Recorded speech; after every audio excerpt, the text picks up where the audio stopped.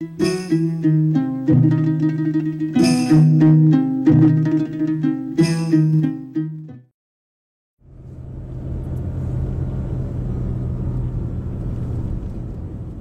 দর্শক, আমাদের প্রিয় নবী রসুল করিম সাল্লাল্লাহু আলাইহি ওয়াসাল্লাম সমগ্র সৃষ্টি জগতের নবী।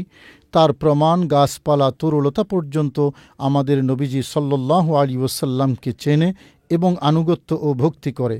শুধু তাই নয়, নবীজি সাল্লাল্লাহু আলাইহি ওয়াসাল্লাম ডাক দিলে গাছ মাটি ভেদ করে নবীজি সাল্লাল্লাহু আলাইহি ওয়াসাল্লামের আহ্বানে সাড়া দিয়ে সামনে এসে সালাম করে।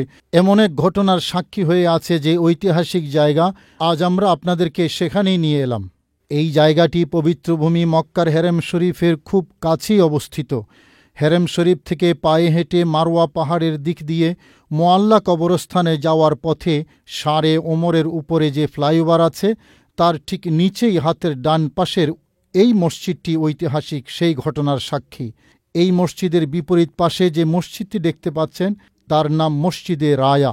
এই মসজিদের পেছনেই মসজিদে জিন এবং জান্নাতুল মোয়াল্লার কবরস্থান। আজ আমরা আপনাদেরকে সেখানেই নিয়ে এলাম। প্রিয় দর্শক, দাঁড়িয়ে আছি মসজিদে হারামের উত্তর পাশে। আমার পাশে যে রাস্তাটি দেখতে পাচ্ছেন, এই রাস্তাটি উমর ইবনুল খাত্তাব নামে পরিচিত এই রাস্তা। এবং আমাদের বাঁয়ে যে এলাকাটি আছে, এটা হুজুন নামে পরিচিত। এখানে জান্নাতুল মোয়াল্লা এবং মসজিদে জিন আছে আমার পাশে। শুধু দর্শক, এদিকে যে মসজিদটি দেখতে পাচ্ছেন, এই মসজিদটির নাম মসজিদে সাজারা। সাজারা মানে গাছ, মসজিদে সাজারা মানে গাছের মসজিদ। শুধু দর্শক, এই মসজিদের একটা প্রাচীন হিস্ট্রি আছে। এই মসজিদটি যেখানে অবস্থিত, ঠিক এখানেই একটি গাছ ছিল। রাসূল করিম সাল্লাল্লাহু আলাইহি ওয়াসাল্লাম এই গাছকে আহ্বান করেছিলেন। নবীজির আহ্বানে এই গাছ পেয়ারা নবী রাসূল করিম সাল্লাল্লাহু আলাইহি ওয়াসাল্লামের সামনে গিয়ে পেয়ারা নবীকে সালাম করেছিল। সেই জন্য এই জায়গায় পরবর্তীতে মসজিদ হয়েছে এবং এই মসজিদের নামকরণ করা হয়েছে গাছের মসজিদ তথা মসজিদে সাজারা। শুধু দর্শক, আজ আমরা আপনাদেরকে এখানে নিয়ে এলাম ঐতিহাসিক সে গাছের ইতিহাস আপনাদেরকে বলার জন্য এবং রাসূল করিম সাল্লাল্লাহু আলাইহি ওয়াসাল্লামের এই যে মুজিজার জায়গা, সেই জায়গাটি আপনাদেরকে দেখাবার জন্য। দর্শক, আগেই বলেছিলাম আমাদের নবীজি সাল্লাল্লাহু আলাইহি ওয়াসাল্লাম সমগ্র সৃষ্টি জগতের নবী। মহান আল্লাহ তাআলা ইরশাদ করেন, ওয়ামা আরসালনাকা ইল্লা রাহমাতাল লিল আলামিন, অর্থাৎ আমি সমগ্র জগতের রহমত স্বরূপ আপনাকে প্রেরণ করেছি। শুধু জিন ইনসানই নয়, সৃষ্টি জগতের প্রতিটি অণুপরমাণুতে মহানবী সাল্লাল্লাহু আলাইহি ওয়াসাল্লামের রহমতের ধারা প্রবাহমান। তাই সৃষ্টি জগতের অণুপরমাণুও নবীজি সাল্লাল্লাহু আলাইহি ওয়াসাল্লামকে রসুল হিসেবে চেনে এবং জানে। তাবরানী শরীফের হাদিসে আছে, নবীজি সাল্লাল্লাহু আলাইহি ওয়াসাল্লাম ইরশাদ করেছেন, মা মিন শাইইন ইল্লা ইয়ালামু আন্নী রাসূলুল্লাহ ইল্লা মারাদাতুল জিন্নি ওয়াল ইনস, অর্থাৎ অবাধ্য জিন ও ইনসান ছাড়া সৃষ্টি জগতের সব কিছুই জানে আমি মহান আল্লাহ তাআলার সত্য নবী। মূলত সে কারণেই সমগ্র সৃষ্টি জগৎ মহানবী সাল্লাল্লাহু আলাইহি ওয়াসাল্লামের অনুগত।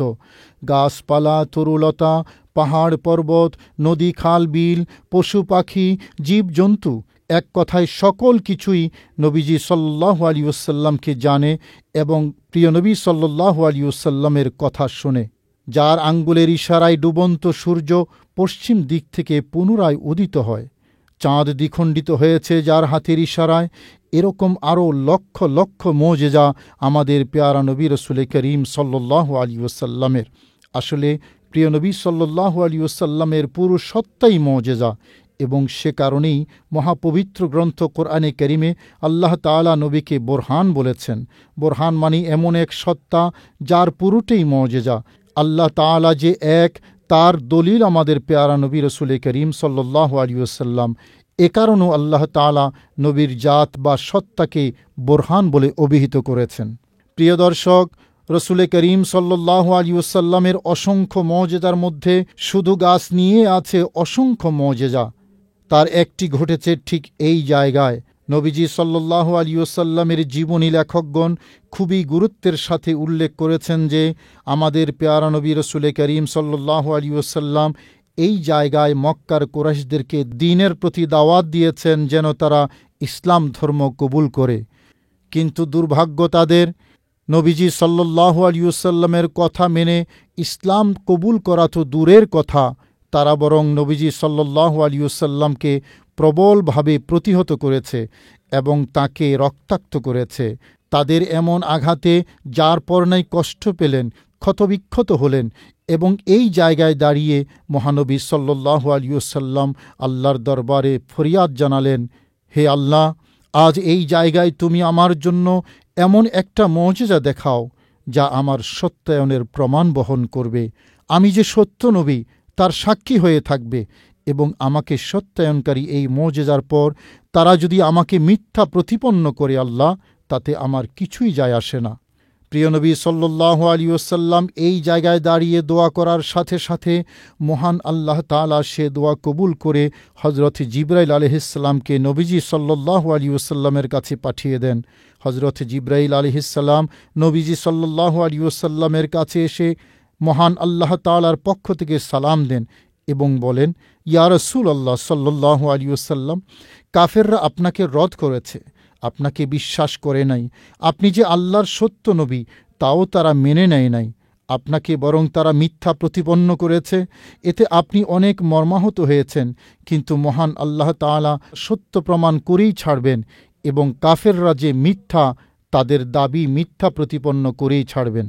আল্লাহ তাআলা বলেছেন, আপনি তাদের চ্যালেঞ্জ গ্রহণ করুন। প্রিয় নবী সাল্লাল্লাহু আলাইহি ওয়াসাল্লাম মহান আল্লাহ তাআলার কথা শুনে যার পরনাই খুশি হয়ে গেলেন। অতঃপর কাফেরদের ডেকে বললেন, আমি যে সত্য নবী তার কি প্রমাণ চাও তোমরা? কি হলে তোমরা আমাকে সত্য নবী বলে বিশ্বাস করবে এবং মেনে নেবে? এ কথা শোনার পর তারা ভাবতে লাগল, কি করা যায়? এমন একটা বিষয়ের অবতারণা করতে হবে যাতে মোহাম্মদ অপারগ হয়ে যায় এবং মিথ্যাবাদী প্রমাণিত হয়। প্রিয় দর্শক, এই মসজিদের জায়গায় ছিল একটি গাছ। তারা ভাবল, ওই যে গাছটি আছে এটা নিয়েই ঘটনাটা ঘটাতে হবে। বদনসিব কাফেররা নবীজি সাল্লাল্লাহু আলাইহি ওয়াসাল্লামের কাছে এসে বলল, আপনি যদি সত্য নবী হয়ে থাকেন তবে ওই গাছটিকে আহ্বান করুন। আপনার ডাকে সাড়া দিয়ে এই গাছ যদি আপনার সামনে এসে আপনাকে সালাম করে তবে আমরা মেনে নেব আপনি সত্য নবী। প্রিয় দর্শক, তারা মনে মনে অনেক খুশি। গাছকে ডাকলে তো আর গাছ শুনবে না। আজ আমরাই বিজয়ী হব, মোহাম্মদ মিথ্যাবাদী প্রমাণিত হবে। কিন্তু মহান আল্লাহ তার দিনকে পরাজিত হতে দেন না, তার নবীকে অপমানিত হতে দেন না। মহান আল্লাহ তাআলার ইশারায় আমাদের পেয়ারা নবী রাসূল করিম সাল্লাল্লাহু আলাইহি ওয়াসাল্লাম ওই গাছকে আহ্বান করলেন।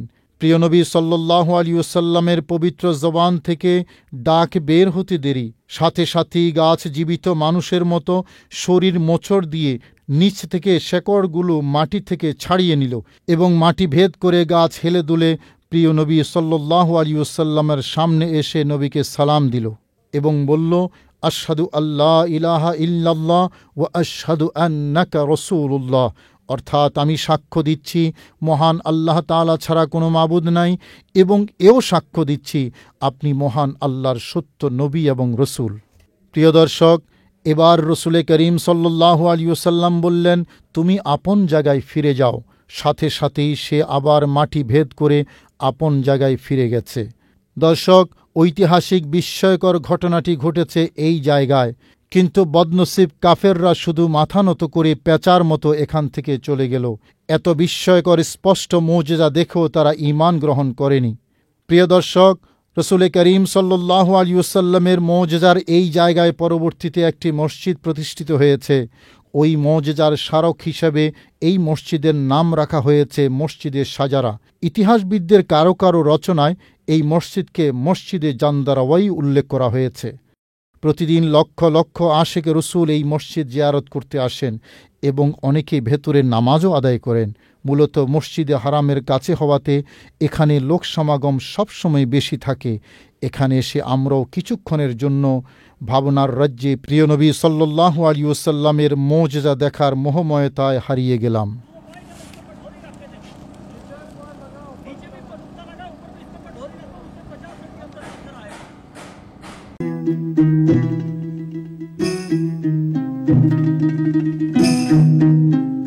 الله